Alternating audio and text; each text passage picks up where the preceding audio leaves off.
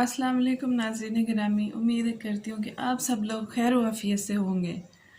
अल्लाह ताला पर यकीन कामिल से रिलेटेड ही आज की एक और वीडियो और एक ख़ूबसूरत मौजू लेकर मैं आपके सामने आई हूँ, जिसके अंदर आपको एक छोटा सा वाक़या सुनाऊँगी जो कि एक हकीम साहब का है कि वो अल्लाह वाले जो अल्लाह पर तवक्कुल रखते हैं और अल्लाह के ही भरोसे चलते हैं, अल्लाह अपने सारे काम अपने रब पर छोड़कर मुतमईन रहते हैं, पुरसकून रहते हैं, तो उनके काम परवरदिगार दो आलम किस तरह संवार देते हैं और कैसे करामात और मौजज़ात जन्म लेती हैं, कैसे पत्थर से पानी फूटता है, कैसे चश्मे उबलते हैं, कैसे आबशार जारी होते हैं और कैसे ज़मीन अपने अंदर का सोना बाहर उगल देती है। ईमान कामिल वालों की क्या ही बात है। तो बग़ैर वक्त ज़ाया किए मैं आपसे वाक़या शेयर करूँगी, एक छोटा सा वाक़या, खूबसूरत वाक़या, ईमान अफरोज़ वाक़या कि एक हकीम साहब हुआ करते थे जिन्होंने अपने आप से ये डिसाइड कर रखा था कि वो उतना ही घर लेकर जाएंगे जितनी उनकी आज की ज़रूरत होगी। लिहाजा उनकी बेगम हर रोज़ पर्ची पर सुबह सवेरे उनको कुछ अखराजात लिख देती और उनसे कहती कि ये वापसी पर आप लेते आइएगा। वो उस पर्ची को देखते, घर आकर जाकर अपनी दुकान पर जहाँ पर वो जाते थे, जहाँ उनका हिकमत खाना था, वो जाकर उस पर्ची को खोलते और उसको देखते और उसके ऊपर लिखी हुई चीज़ें देखते और उनके साथ उनकी कीमतें लिखते, उस रकम को टोटल करते और फिर जितनी भी गाहक आते, जब वो रकम पूरी हो जाती तो वो अपना हिकमत खाना बंद करके घर आ जाते, चाहे 9 बजे चाहे 10 बजे, जब तक भी उनकी ज़रूरियात के पैसे इकट्ठे हो जाते वो अपनी बेगम की पर्ची पर लिखी हुई चीज़ें ख़रीदते और घर चले जाते और उसके बाद वो और कुछ भी ना कमाते। और वो जब भी रोज़ाना पर्ची खोलते सुबह सवेरे तो वो अपने रब से ये दुआ करते कि परवरदिगार दो आलम मुझे इतना दे दे जितना इस पर्ची पर लिखा है जो मेरे घर वालों की ज़रूरत है। और जैसे ही वो उस पैसे का इंतज़ाम होता तो वो वापस घर चले जाते और घर जाकर अल्लाह की इबादत में मशगूल हो जाते। एक दिन ऐसा वाक़या पेश आया कि उनकी बीवी ने पर्ची पर एक ऐसी चीज़ लिखी जिसने उनके होश उड़ा दिए। हाँ जी, और वो चीज़ क्या थी कि जब उन्होंने सारे सौदे देखे, सामान देखा जो उनकी बीवी ने लिखा था, तो उन्होंने उसकी कीमत जो है वो साथ दर्ज की और पैसे जमा जो हैं उनको टोटल किया तो नीचे लिखा था कि बेटी के जहेज़ का सामान। जब उन्होंने ये देखा तो उनके होश उड़ गए और उनकी आंखों के आगे अंधेरा छा गया और परवरदिगार दो आलम की तरफ निगाहें उठाकर कहते, या रब्बुल इज़्ज़त, मैंने तो कभी अपनी ज़रूरत से ज़्यादा कमाया ही नहीं, ये जहेज़ का सामान अब तू जान और तेरा काम जाने। और उन्होंने बाकी सौदे की रकम को लिखा और उस रकम को टोटल किया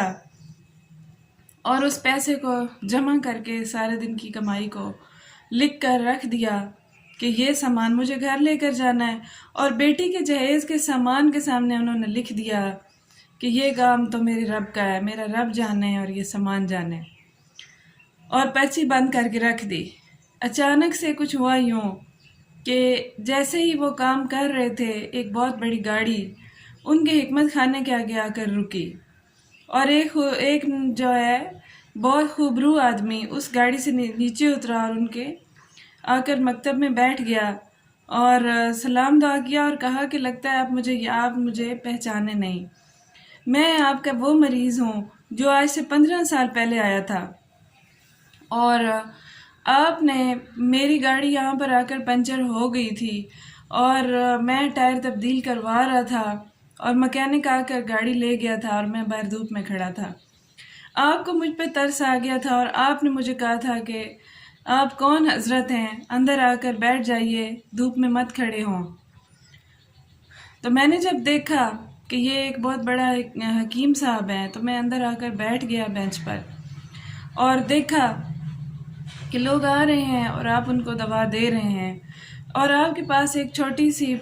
5 साल की बच्ची आकर खड़ी हुई और कहती है, बाबा जान मुझे ये कुछ सामान चाहिए, मेरे साथ चलें। तो आपने उस बच्ची से कहा कि थोड़ी देर बैठ जाओ, कुछ पैसे जमा हो जाएंगे तो मैं तुम्हें सामान दिलवा दूंगा। उसी दौरान मेरे ज़हन में ये ख्याल आया کہ میری شادی کو 6 سال ہو گئے ہیں اور میں جرمنی رہتا ہوں، میری اولاد نہیں، میں آج تک اس خوشی سے محروم ہوں، کیوں نہ ان حکیم صاحب سے دوا لے لوں۔ جرمنی سے بھی علاج کرا چکا ہوں، ٹیسٹ کرا چکا ہوں، دوا لے چکا ہوں، لیکن کہیں سے بھی فائدہ نہیں پہنچا۔ تو اس شخص نے کہا کہ میں نے آپ سے اپنی یہ مصیبت شیئر کی تھی تو آپ نے یہ کہا تھا کہ مایوس ہونے کی کیا ضرورت ہے، اولاد اور رزق، زندگی، صحت، خوشی، غمی، عزت، ذلت، موت، رسوائی،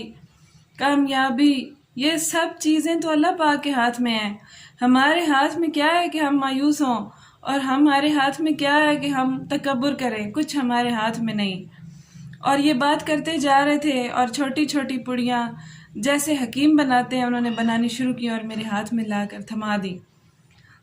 مجھے لگا کہ یہ پیسہ کمانا چاہتے ہیں کہ جب جان لیا ہے کہ میں مجبور ہوں، تو میں نے ان سے وہ پڑیاں پکڑی اور ان کی قیمت پوچھی تو آپ نے کہا کہ یہ ان کی کوئی قیمت نہیں۔ جب انہوں نے کہا کہ ان کی کوئی قیمت نہیں تو میں حیران ہوا، اور ساتھ بیٹھے ہوئے ایک آدمی نے مجھے آ کر بتایا کہ یہ اتنا ہی کماتے ہیں جتنی ان کی ہر روز کی ضرورت ہوتی ہے، ان کی ضرورت کے پیسے پورے ہو گئے، لیکن آپ شخص کی مجبوری دیکھ کر ان سے رہا نہیں گیا، انہوں نے آپ کو دوا تو دے دی لیکن آپ سے اب وہ پیسہ وصول نہیں کریں گے۔ میں یہ سن کر حیران ہوا کہ ایسے شخص بھی دنیا میں ہوتے ہیں، اور گھر جا کر بیگم کو سارا واقعہ سنایا، اور اس کے اوپر نام تحریر تھا میرا اور میری بیگم کا الگ الگ لفافوں پر، اور جس طرح انہوں نے دوا بتائی ہم نے استعمال کی۔ اس کے بعد میں جرمنی چلا گیا اور مجھے اللہ پاک نے ایک خوبصورت بیٹا عطا کیا جو کہ حکیم صاحب کی دواؤں کی بدولت تھا۔ اس کے بعد ہم نے بہت آپ سے ملنے کی کوشش کی، میں جب بھی پاکستان آتا میں آپ کے مکتب پہ آتا لیکن تالا لگا ہوتا۔ کل بھی دوپہر ٹائم آیا لیکن تالا لگا تھا۔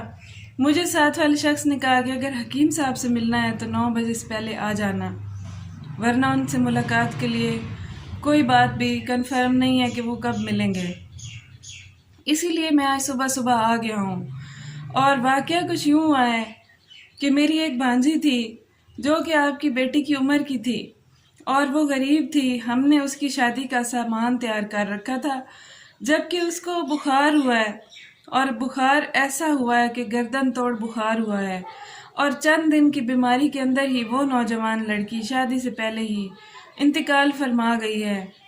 اور ہمیں اس کی موت کا بہت گہرا صدمہ ہوا ہے۔ میں نے اپنی بیوی سے کہا تھا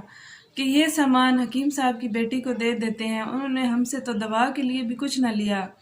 اور اس کے بعد ہماری تو ان سے ملاقات بھی نہ ہو سکی۔ میں اسی سلسلے میں کئی بار آ چکا ہوں، اگر آپ کو برا نہ لگے تو یہ سامان آپ میری طرف سے قبول کر لیں۔ جب اس نے یہ بات کہی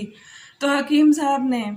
وہ پرچی اٹھا کر اس کے سامنے رکھی جس پر صبح ہی ان کی زوجہ نے لکھ کے دیا تھا کہ یہ گھر کا سامان ہے اور یہ بیٹی کے جہیز کا سامان ہے، اور گھر کے سامان کی رقم کو میں نے جمع کر کے لکھا کہ اتنا پیسہ مجھے کمانا ہے، اور بیٹی کے جہیز کے سامان کے سامنے میں نے لکھ دیا کہ یہ تو اللہ کے کام ہے، یہ اس کا حل تو اللہ کے پاس ہے، میرے پاس نہیں۔ اور آج ہی دیکھیں آپ تشریف لے آئے تو ان کی آنکھوں میں خوشی کے آنسو بھی تھے، وزاروں قطار روتے بھی جا رہے تھے، سبحان ربی العلیٰ بھی کہتے جا رہے تھے۔ امید کرتی ہوں یہ ایک چھوٹا سا ایمان افروز واقعہ ضرور آپ کی سوچوں کی گھوڑوں کو موڑے گا، ایمان کی دولت سے آپ کو مالا مال کرے گا، اللہ پر توکل اور یقین کامل کو مضبوط کرے گا، شیطان کے وسوسوں کو ٹھوکر مارے گا۔ پروردگار دو عالم سے دعا ہے، پروردگار دو عالم محمد مصطفیٰ صلی اللہ علیہ وآلہ وسلم اور ان کی آل پاک کے صدقے ہم کو بھی ایسا ہی ایمان عطا فرمائے۔ جزاک اللہ۔